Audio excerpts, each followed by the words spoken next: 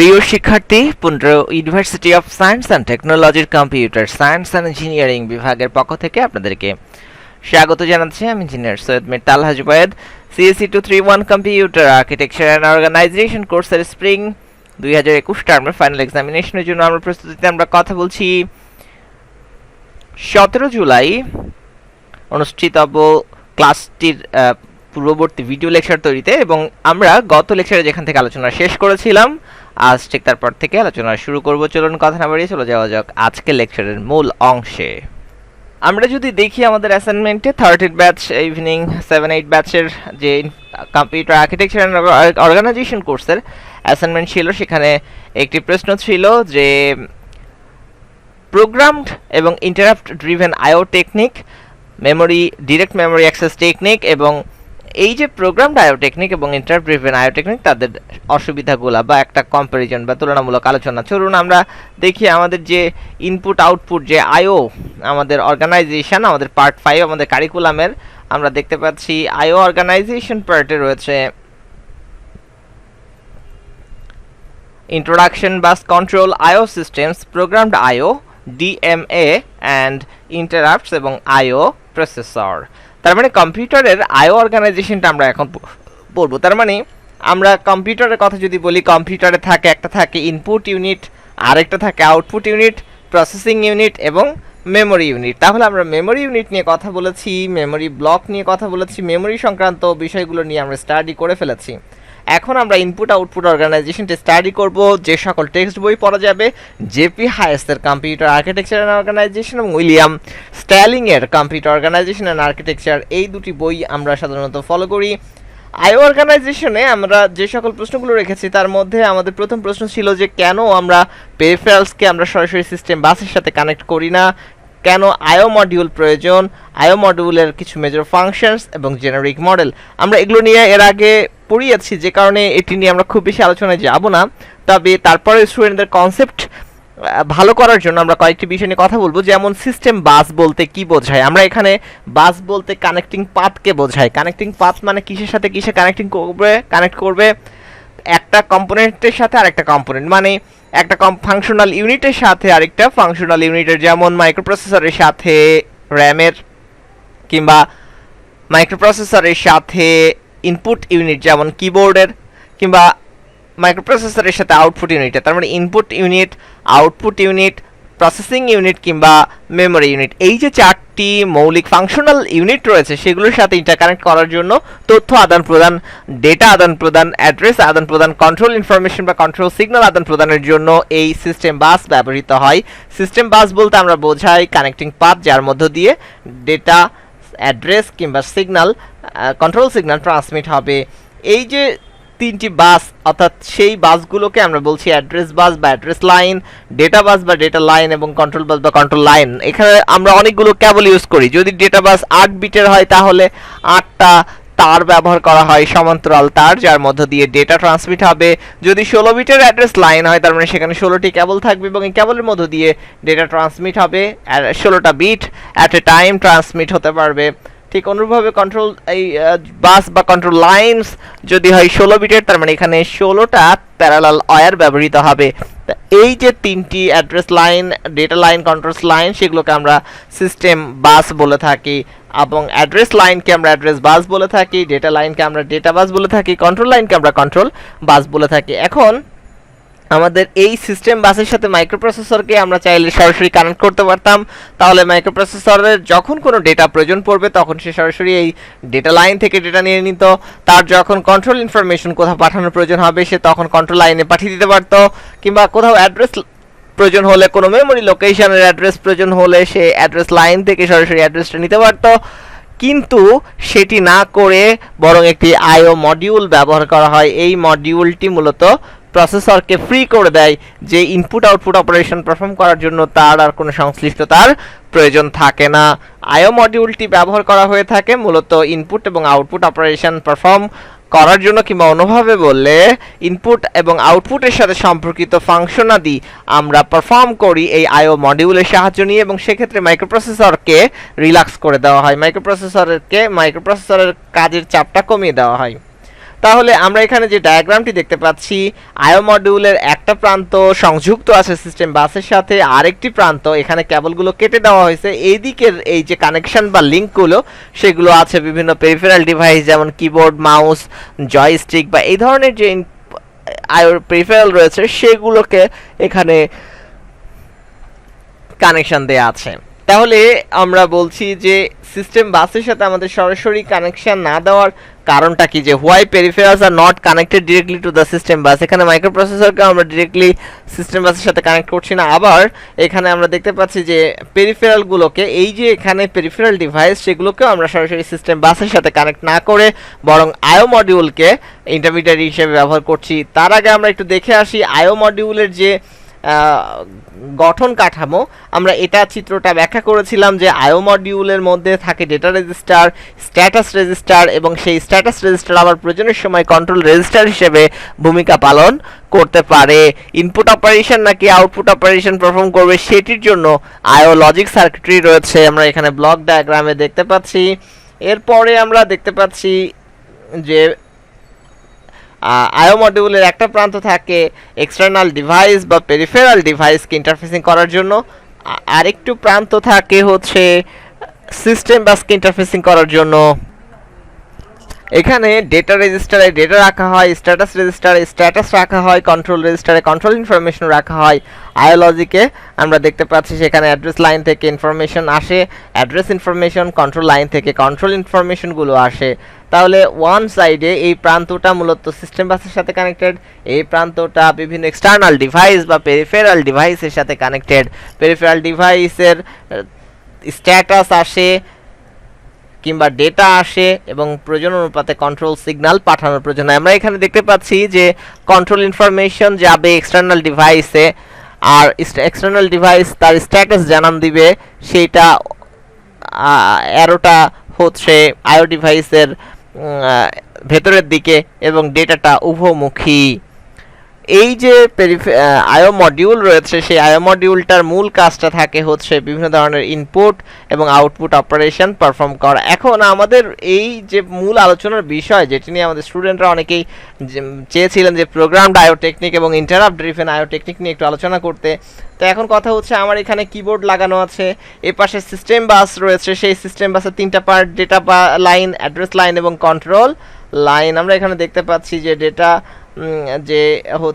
Line, address line এবং control line. তার মানে এই তিনটা লাইনকে আমরা আসলে সমষ্টিগতভাবে বলছি সিস্টেম বাস। তাহলে সিস্টেম বাস এবং এই সাইডে রয়েছে হলো মূলত বিভিন্ন পেরিফেরাল ডিভাইস এবং তাদের ইন্টারমিডিয়ারি হিসেবে কাজ করতেছে আইও মডিউল। তার ভেতরকার ব্লক ডায়াগ্রাম মূলত এখানে দেখানো হয়েছে। তাহলে আমরা direct memory access technique, programmed IO technique কিংবা ইন্টারাপ্ট ড্রিভেন আইও টেকনিক পদ্ধতিতে আমরা কিবোর্ড থেকে কোনো ডেটা ইনপুট নিতে পারি। এখন কিভাবে সেই ব্লক অফ ডেটা আমরা ইনপুট হিসাবে নিব বা ইনপুট হিসাবে নিয়ে আইও মডিউলে রাখবো সেটি কিন্তু আমাদের পাঠ্য বিষয়। আমরা এখানে দেখতে পাচ্ছি যে এই যে ধাপগুলো ফ্লো চার্ট এখানে দেখানো হয়েছে, যখন প্রসেসরের কোনো ডেটা প্রয়োজন পড়ে তখন সে রিড কমান্ড ইস্যু করে কার কাছে, আইও মডিউলের কাছে। Issue read command to IO module. তার মানে আইও মডিউল হচ্ছে অ্যাসিস্ট্যান্ট অফ প্রসেসর, প্রসেসরের সহকারী হচ্ছে আইও মডিউল। সেটি কি করে, রিড কমান্ড যখন পাচ্ছে মাইক্রোপ্রসেসরের কাছ থেকে তখন সে মূলত বাকি কাজগুলো পারফর্ম করার চেষ্টা করে। এখন তার মানে সিপিইউ থেকে আইও মডিউলকে রিড কমান্ড পাঠানো হলো, তখন আইও মডিউল কি করে, আইও মডিউল তার যে ডিভাইসগুলো কানেক্টেড আছে সেই ডিভাইসগুলোর স্ট্যাটাস রিড করে এবং সেটি প্রসেসরকে জানায়। তার মানে আমরা বলতে পারি যে একটা আইও মডিউলের সাথে তিনটা আইও ডিভাইস কানেক্ট আছে, মানে একটা হলো কিবোর্ড, একটা হচ্ছে মাউস, আরেকটা ধরা যাক মনিটর। তাহলে যখনই রিড কমান্ড ইস্যু করবে, এখন রিড করতে হলে তো আমাকে কি করতে হবে, ধরা যাক কিবোর্ড থেকে ডেটা রিড করবে, তার মানে কিবোর্ডে ইনপুট দিবে, সেটা মাইক্রোপ্রসেসরের কাছে পাঠাতে হবে। তাহলে কি করবে, সিপিইউ আইও মডিউলকে বললো যে আমার ডেটা লাগবে নিয়ে আসো, তখন আইও মডিউল কি করবে, তার সাথে যে তিনটা ডিভাইস কানেক্ট আছে, একটা হচ্ছে কিবোর্ড, মাউস আর মনিটর, সে এই তিনটাকেই সিগন্যাল পাঠিয়ে দিল যে তোমাদের অবস্থা কি, স্ট্যাটাস কি, আমাকে স্ট্যাটাস আপডেট করো। তখন দেখলো যে কিবোর্ড ওকে আছে, মানে সে রেডি অবস্থায় আছে, সে স্ট্যাটাস পাঠালো যে আমি ডাটা ইনপুট নেওয়ার জন্য রেডি অবস্থায় আছি। তাহলে সেই ইনফরমেশনটা এখন আইও মডিউল রিড করবে। তার স্ট্যাটাস রেজিস্টারে যেহেতু এই ইনফরমেশনগুলো স্টোর করা থাকে, সেই ইনফরমেশনগুলো স্টোর করা সেগুলো সে মূলত চেক করবে, চেক করে সেটা সিপিইউকে পাঠাবে। যখন সিপিইউ দেখলো যে রেডি অবস্থায় আছে, সেটা এখন সে চেক করবে যে স্ট্যাটাসটা কি রেডি নাকি নট রেডি। স্ট্যাটাস যদি রেডি অবস্থায় থাকে তাহলে আইও মডিউল থেকে সে এখন এক একটা করে ওয়ার্ড রিড করবে, মানে হচ্ছে কিবোর্ড থেকে সে ডেটা নেবে। আমরা বলতেছি ওয়ার্ড বলতে কি বোঝায়, প্রসেসর যদি 64 বিটের হয় তাহলে 64 বিটকে আমরা একটা ওয়ার্ড বলছি। প্রসেসর যদি 32 বিট হয় তাহলে আমরা বলছি একটা ওয়ার্ড সমান 32 বিট। তার মানে কিবোর্ড থেকে সে অ্যাট এ টাইম একটা করে ওয়ার্ড রিড করবে, মানে হলো এটা হতে পারে ব্লক অফ 16 বিটস, বা আমরা বলতে পারি 16 বিটের একটা ব্লক, কিংবা 32 বিটের একটা ডেটা ব্লক, কিংবা 64 বিট। এটা আসলে মাইক্রোপ্রসেসর আর্কিটেকচারের উপর নির্ভর করে, যে মাইক্রোপ্রসেসরের যত বিটের মাইক্রোপ্রসেসর বা তার হচ্ছে অ্যাট এ টাইম যতগুলো বিটের ডেটা প্রসেস করতে পারে সেটি হচ্ছে একটা ওয়ার্ড। এবং সেজন্যই আইও মডিউল কি করে, একটা করে ওয়ার্ড সে মাইক্রোপ্রসেসরকে পাঠায়। তার মানে যদি রেডি অবস্থায় থাকে তাহলে আইও মডিউল কি বলছে যে আইও মডিউল ওই কিবোর্ড থেকে ডেটা নিল, অর্থাৎ একটা ওয়ার্ড সে নিজের কাছে রাখছে, তার কোথায় রাখবে, তার ডাটা রেজিস্টারে, সেখান থেকে মূলত একটা ওয়ার্ড রিড করবে, অর্থাৎ আইও মডিউল এখন সিপিইউকে ওই ওয়ার্ডটি পাঠাবে। এখন সিপিইউ পেয়ে গেল, সিপিইউ এখন নেক্সট কাজটা কি, সে হলো র্যাম বা হার্ড ডিস্কে সেই ওয়ার্ডটিকে স্টোর করবে। সো স্টোর করা মানেই হচ্ছে write operation. So write word, ওই ওয়ার্ডটিকে এখন রাইট করবে, কোথায় রাইট করবে, রাইট ইনটু মেমোরি। অর্থাৎ এই ক্ষেত্রে আমাদের যোগাযোগটা হচ্ছে সিপিইউ থেকে মেমোরিতে। তার মানে ফ্লো অফ ডেটাটা কেমন হচ্ছে, প্রথমে সিপিইউ থেকে আইওতে একটা কমান্ড এসেছে যে রিড কমান্ড, তারপরে আইও মডিউল সিপিইউকে পাঠাবে কি স্ট্যাটাস, অর্থাৎ তার যে স্ট্যাটাস রেজিস্টার আছে সেটার ইনফরমেশনগুলো। এরপর স্ট্যাটাস চেকিং হবে, এই চেকিংয়ের কাজটা করবে যে আসলে রেডি অবস্থায় আছে না নট রেডি অবস্থায় আছে। আর যদি কোনো অবস্থায় না থাকে, যে রেডিও না নট রেডিও না, অন্য কোনো অ্যাবনর্মাল কন্ডিশন, দ্যাট মিনস সেটাকে কনসিডার করা হবে এরর কন্ডিশন। তাহলে যদি রেডি অবস্থায় থাকে তার মানে এখন আইও মডিউলের ওয়ার্ড ডেটা রেজিস্টারে ডেটা আছে, সেই ডেটা এক একটা ওয়ার্ড করে তাকে পাঠাতে হবে, এবং এই ডাটাগুলো যাবে কোথায়, আইও মডিউল থেকে সিপিইউতে। এখানে আইও মিনস আইও মডিউলের কথা বলা হচ্ছে, আইও ডিভাইস না আসলে, কারণ আইও ডিভাইস থেকে যেটা ইনপুট আউটপুট ডিভাইস, মানে আমরা যদি বলি ইনপুট ডিভাইস তাহলে আমরা এখানে পাচ্ছি কিবোর্ড। সো কিবোর্ড থেকে আগেই সেই ডেটাগুলো কিন্তু আইও মডিউল জমা রাখছে। তার মানে এখানে সিম্পলি আইও লেখার অর্থ হচ্ছে আইও ডিভাইস না, আইও মডিউলকে মিন করা হচ্ছে। তাহলে এই জায়গাটাই খেয়াল করতে হবে যে আমাদের যখনই মেমোরিতে রাইট করা হলো তার মানে কাজ শেষ, অতএব সেক্ষেত্রে ডান নিয়ে চলে এবার সে নেক্সট ইনস্ট্রাকশন প্রসেস করবে। এটাকে আমরা বলছি প্রোগ্রামড আইও টেকনিক। এখানে প্রোগ্রাম করে দেওয়া আছে, একের পর এক ইনস্ট্রাকশন এক্সিকিউট হবে, ওয়ার্ড বা ডেটা প্রয়োজন, ডেটা নেবে, প্রসেস করবে, আবার সে নেক্সট ইনস্ট্রাকশন এক্সিকিউট করবে। একটা প্রোগ্রামে যেমন অনেকগুলো সিকোয়েন্স অফ ইনস্ট্রাকশনকে আমরা একত্রে একটা প্রোগ্রাম বলে থাকি। সো প্রোগ্রামড আইও টেকনিক নামটা দেওয়ার অর্থ হচ্ছে যে একটা কোড লেখা আছে, একটা প্রোগ্রাম লেখা আছে, সেই প্রোগ্রামের এক একটা করে ইনস্ট্রাকশন এক্সিকিউট করবে, এবং সেই ইনস্ট্রাকশনগুলোতে যদি ডেটা প্রয়োজন হয় তাহলে এই প্রসেসে ডেটাটা রিড করবে। কিন্তু এই জায়গাটায় আমাদের যেটা ইন্টারাপ্ট ড্রিভেন আইও টেকনিক, সেক্ষেত্রে কি হচ্ছে, ইন্টারাপ্ট ড্রিভেন আইও টেকনিকের সাথে এটার পার্থক্যটা আমরা পাশাপাশি যেহেতু আছে আমরা দেখতে পাবো যে সিপিইউ আইও মডিউলকে রিড কমান্ড ইস্যু করার পর সে কিন্তু অন্য কোনো কাজে যাচ্ছে না, সে বরং আইও মডিউল থেকে ফিডব্যাক পাওয়া পর্যন্ত অপেক্ষা করছে। আর এই জায়গাটায় যখন ইন্টারাপ্ট ড্রিভেন আইও টেকনিক, তখন সিপিইউ আইও মডিউলকে রিড কমান্ড ইস্যু করে দিয়ে সে অন্য কাজে ব্যস্ত হয়ে যায়, ডু সামথিং এলস। তার মানে এখানে এই মানে অন্য কাজগুলো সিপিইউ অন্য কাজে মনোযোগী হয়ে যায়। এবং আইও মডিউল কি করে, আইও মডিউলের রিড স্ট্যাটাসটা আইও মডিউল পাঠাচ্ছে। এখন এই রিড স্ট্যাটাস পাওয়ার জন্য মধ্যবর্তী সময় যদি সময় লাগে, তো সেই সময়তেও কিন্তু সিপিইউ অন্য কাজ করছে, সিপিইউকে কিন্তু সে কোনো সিগন্যাল, মানে সিপিইউকে সে কোনো ততক্ষণ পর্যন্ত সে ইন্টারাপ্ট করবে না যতক্ষণ না হচ্ছে সে তার স্ট্যাটাস সিগন্যাল রিড করতে না পারছে। সো আইও মডিউলের স্ট্যাটাস সিগন্যাল রিড করার পরে সে আসলে সিপিইউকে ইন্টারাপ্ট সিগন্যাল পাঠাবে, সিপিইউ ইন্টারাপ্টেড হবে, এবং সে আইও মডিউলের স্ট্যাটাস সিগন্যাল চেক করে এখন দেখবে যে সেটা রেডি অবস্থায় আছে কিনা। তার মানে রেডি অবস্থায় থাকবে, এখানে কিন্তু নট রেডি হওয়ার চান্স নাই, বিকজ আইও মডিউল সিপিইউকে ঠিক তখনই পাঠাবে যখন সে রেডি অবস্থায় থাকবে। তার মানে নট রেডি অবস্থায় থাকলে কিন্তু আবার এই লুপটা কিন্তু ফিরে যাচ্ছিল, সেখানে আবার স্ট্যাটাস রিড করবে, আবার দেখবে স্ট্যাটাস চেক করবে। তার মানে স্ট্যাটাস রিড করবে, স্ট্যাটাস চেক করবে, নট রেডি থাকলে আবার স্ট্যাটাস রিড করবে, আবার চেক করবে। তার মানে স্ট্যাটাস রেজিস্টার, আইও মডিউলের যে স্ট্যাটাস রেজিস্টার রয়েছে সেটির স্ট্যাটাস রিড এবং চেক, নট রেডি হলে রিড এবং চেক, এই লুপ চলতেই থাকবে। সেক্ষেত্রে মাইক্রোপ্রসেসর অন্য কোনো কাজ করতে পারছে না, তাকে কিন্তু অপেক্ষা করতে হচ্ছে। আর এই ক্ষেত্রে রিড করবে, স্ট্যাটাস চেক করবে, রেডি অবস্থায় আছে, সেক্ষেত্রে কিন্তু মাইক্রোপ্রসেসরকে সে ডাটাটা পাঠাবে এবং মাইক্রোপ্রসেসরকে সে আসলে ইন্টারাপ্ট করবে। কিন্তু যদি নট রেডি বলে কোনো সিচুয়েশন কিন্তু এখানে একদমই নাই। তার মানে নট রেডি অবস্থায় থাকলে পারে সে কখনোই আইও মডিউল কখনোই সিপিইউকে ইন্টারাপ্ট করবে না, কারণ সে তার তো এখনও ডাটা পাঠানোর মতো অবস্থা তৈরি হয়নি। অতএব সিপিইউকে ডেকে লাভ কি? অতএব সে যে কাজ করছিল, সে যে ডু সামথিং এলস, অন্য কাজে ব্যস্ত ছিল, সে অন্য কাজ করুক, সেজন্য তাকে ইন্টারাপ্ট করবে না। যখন দেখবে যে স্ট্যাটাস ওকে আছে, রেডি অবস্থায় আছে, সেক্ষেত্রে সে আসলে সিপিইউকে ইন্টারাপ্ট করবে এবং সেই স্ট্যাটাসটা পাঠাবে যে আমি এখন রেডি, ডেটা রিড করতে পারো। আর এরপরে কী করবে? বাকি ধাপগুলো আগের মতোই, অর্থাৎ আইও থেকে সিপিইউতে একটা করে ওয়ার্ড রিড করবে, সিপিইউ যখন পেলো সেই ওয়ার্ডটিকে এখন সে রাইট করবে, রাইট ইনটু মেমোরি। এক্ষেত্রে যোগাযোগটা বা সিগন্যাল আদান প্রদান হচ্ছে সিপিইউ থেকে মেমোরিতে, এখানে আইও মডিউল থেকে সিপিইউতে, এখানে সিপিইউ থেকে আইও মডিউলে, এখানে আইও মডিউল থেকে সিপিইউতে। কিন্তু যখন ডিরেক্ট মেমোরি অ্যাক্সেস, তার মানে এখানে মূল কার্যক্রমটা কি? কিবোর্ড থেকে ডেটা ইনপুট নেব এবং সেটা মাইক্রোপ্রসেসরের সাহায্য নিয়ে মেমোরিতে সংরক্ষণ করব, এটাই হচ্ছে মূল কাজ।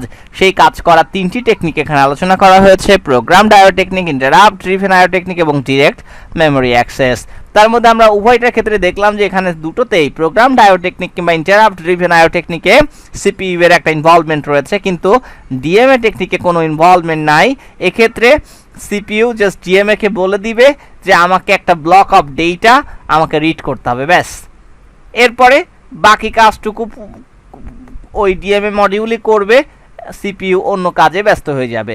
ডিএমএ মডিউল একদম ফুল কাজ শেষ করে এরপরে সিপিইউকে জানাবে যে হ্যাঁ আমার স্টোর করার কাজ হয়ে গেছে। তার মানে এখানে পুরো দায়িত্বটা পালন করছে ডিএমএ মডিউল এবং সে ওই স্ট্যাটাসটাই মূলত সিপিইউকে পাঠাবে যে হ্যাঁ আমার অপারেশন পারফর্ম করা হয়ে গেছে। এবং সিপিইউকে পাঠাতে গেলে তখন তো ইন্টারাপ্ট সিগন্যাল পাঠাতে হয়, সে কারণে এখানে ইন্টারাপ্ট সিগন্যাল দেখানো হয়েছে যে ডিএমএ মডিউল থেকে ইন্টারাপ্ট সিগন্যাল যখন মাইক্রোপ্রসেসরের কাছে আসবে তখনই মাইক্রোপ্রসেসর মূলত ডিএমএ মডিউলের স্ট্যাটাস রিড করতে পারবে যে হ্যাঁ কি স্ট্যাটাস, যে আমার ডেটা ট্রান্সফার করা হয়ে গেছে, মেমোরিতে স্টোর করা বা রাইট করা সম্পূর্ণ হয়েছে। প্রোগ্রামড আইও টেকনিক, তাহলে এখানে আমরা যদি বলি এই তিনটা টেকনিকের মধ্যে দুটো টেকনিকে মাইক্রোপ্রসেসরের কিন্তু ইনভলভমেন্ট রয়েছে। একটা হচ্ছে প্রোগ্রামড আইও টেকনিকে পুরো সময়টাই মাইক্রোপ্রসেসরকে ব্যস্ত থাকতে হচ্ছে ইনপুট আউটপুট অপারেশনের জন্য, যতক্ষণ সে অপারেশন শেষ না হচ্ছে মাইক্রোপ্রসেসর কিন্তু রিলিজ পাচ্ছে না। কিন্তু ইন্টারাপ্ট ড্রিভেন আইও টেকনিকে কিন্তু মাইক্রোপ্রসেসরকে সুযোগ দেওয়া হচ্ছে যে মাইক্রোপ্রসেসর অন্য কাজ করতেও পারবে। সেক্ষেত্রে আইও মডিউল তার স্ট্যাটাস রেডি অবস্থায় না আসা পর্যন্ত মাইক্রোপ্রসেসর দায়িত্বটা ডিএমএ আইও মডিউলকে দিয়ে সে অন্য কাজে ব্যস্ত হয়। যখন রেডি অবস্থায় আসে আইও মডিউলের স্ট্যাটাস রেজিস্টারে রেডি সিগন্যাল সে পায় যে তার যে কানেক্টেড যে ইনপুট ডিভাইস যেমন কিবোর্ড মাউস রয়েছে সেগুলো ডেটা ইনপুট দেওয়ার মতো অবস্থায় আছে, সেটা যখন সে কনফার্মড হয় তখন সে কিন্তু মাইক্রোপ্রসেসরকে ইন্টারাপ্ট সিগন্যাল পাঠায় এবং মাইক্রোপ্রসেসর বাকি কাজটা করে। তার মানে এই দুটো পদ্ধতিতেই প্রোগ্রামড আইও টেকনিক বলি আর ইন্টারাপ্ট ড্রিভেন আইও টেকনিক উভয় ক্ষেত্রে কিন্তু মাইক্রোপ্রসেসরের মানে ইনভলভমেন্ট রয়েছে, কিন্তু কোনোভাবেই কিন্তু ডিএমএতে সেটা নাই। আমরা একটু দেখি প্রোগ্রাম আইও টেকনিকের সমস্যাটা কি।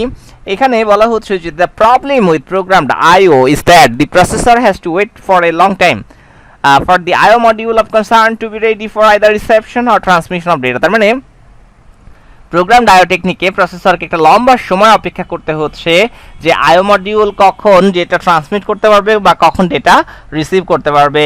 তা প্রসেসর যতক্ষণ এই যে সময়টুকু অপেক্ষারত অবস্থায় রয়েছে এই সময়ের মধ্যে সে বারবার ওই আইও মডিউলের স্ট্যাটাস পরীক্ষা নিরীক্ষা করছে এবং ফলে কি হচ্ছে ফুল সিস্টেমের পারফরমেন্স কিন্তু ডিগ্রেড হয়ে যাচ্ছে, কারণ মাইক্রোপ্রসেসরকে বারবার ইন্টারোগেট করতে হচ্ছে, বারবার ওই আইও মডিউলের মধ্যে যে স্ট্যাটাস রেজিস্টারে ডেটা রয়েছে সেই স্ট্যাটাস রেজিস্টারে কি ডেটা আছে, অর্থাৎ রেডি নাকি নট রেডি, এটা কিন্তু বারবার এই যে ইন্টারোগেট করতে হচ্ছে বলে মাইক্রোপ্রসেসর কিন্তু সিগন্যাল পাঠাতে হচ্ছে। ইন্টারোগেশন মানেই তো আসলে সিগন্যাল পাঠানো, সো সিগন্যাল ট্রান্সমিট করে ব্যস্ত আছে, ফলে সিস্টেমের পারফরমেন্স কিন্তু ডিগ্রেড হয়ে যাচ্ছে।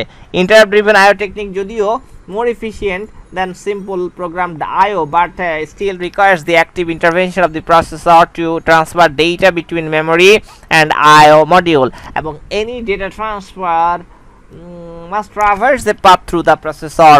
এখানে বলা হচ্ছে যে যদিও প্রোগ্রামড আইও টেকনিকের তুলনায় যেটা ইন্টারাপ্ট ড্রিভেন আইও টেকনিক অধিক এফিশিয়েন্ট, বাট এখানেও কিন্তু মাইক্রোপ্রসেসরের একটা স্টিল আমরা যদি বলি যে অ্যাক্টিভ ইন্টারভেনশন রয়েছে, মানে যখন মেমোরি এবং আইও মডিউলের সাথে ডেটা ট্রান্সফার করতে গেলে প্রসেসরের মধ্য দিয়ে ভায়া হয়ে যেতে হবে, অর্থাৎ ইনপুট ডিভাইস যেমন কিবোর্ড থেকে ডেটা প্রথমে আইও মডিউলে আসবে, মাইক্রোপ্রসেসরকে দেবে, মাইক্রোপ্রসেসর সেটা মেমোরিতে রেখে আসবে। অর্থাৎ এক্ষেত্রেও ইন্টারাপ্ট ড্রিভেন আইও টেকনিকেও কিন্তু কোনোভাবেই সিপিইউকে বাদ দেওয়ার সুযোগ নেই, সিপিইউকে কিন্তু এখানে উপস্থিত থাকতে হচ্ছে।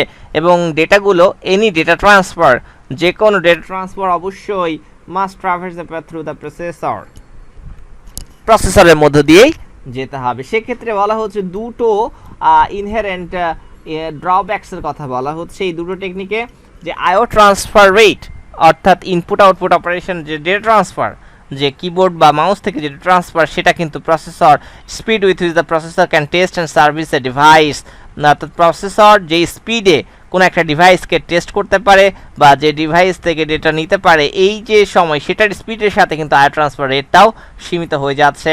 এবং আইও ট্রান্সফার ম্যানেজমেন্টের জন্য কিন্তু প্রসেসরকে পুরো সময় সম্পৃক্ত থাকার প্রয়োজন পড়ছে।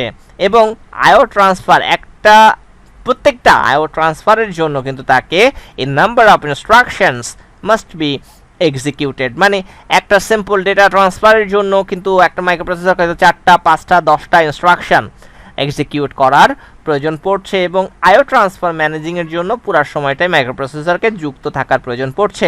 কিন্তু ডিএমএ টেকনিকে কিন্তু সেই সমস্যাটা নেই। ডিএমএ টেকনিকে ইনপুট ডিভাইস থেকে অর্থাৎ কিবোর্ড থেকে ডেটা সরাসরি ডিএমএ মডিউল নিচ্ছে, তার ডেটা রেজিস্টারে রাখছে এবং সেই ডেটা লাইনের মধ্য দিয়ে সে সেটা মেমোরিতে নির্দিষ্ট লোকেশানে নির্দিষ্ট অ্যাড্রেসে সেই কিন্তু স্টোর করে রেখে আসছে। ফলে এখানে কিন্তু যেটাকে আমরা বলতেছি যে active intervention of microprocessor is not needed. এই টেকনিকে ডিএমএ টেকনিকে কিন্তু কোনোভাবেই মাইক্রোপ্রসেসরের কিন্তু হচ্ছে অ্যাক্টিভ ইন্টারভেনশন প্রয়োজন নেই।